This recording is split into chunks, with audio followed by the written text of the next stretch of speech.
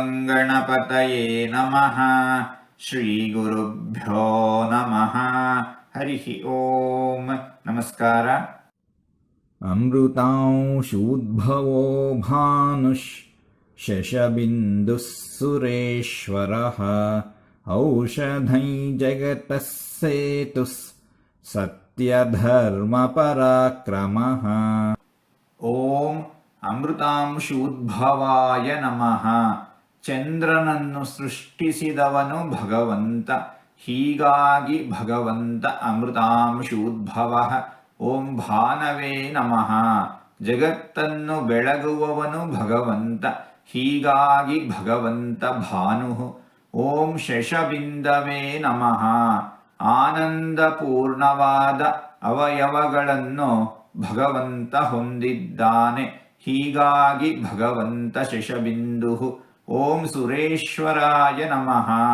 ಬ್ರಹ್ಮಾದಿ ಸಕಲ ದೇವತೆಗಳ ಒಡೆಯ ಭಗವಂತ. ಹೀಗಾಗಿ ಭಗವಂತ ಸುರೇಶ್ವರ. ಓಂ ಔಷಧಾಯ ನಮಃ.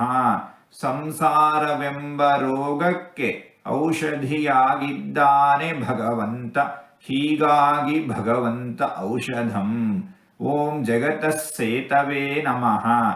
ಜಗತ್ತೆಂಬ ಸಂಸಾರವೆಂಬ ಸಾಗರವನ್ನು ದಾಟಿ ಮೋಕ್ಷವೆಂಬ ದಡವನ್ನು ಸೇರಲು ಇರುವ ಸೇತುವೆಯಾಗಿದ್ದಾನೆ ಭಗವಂತ.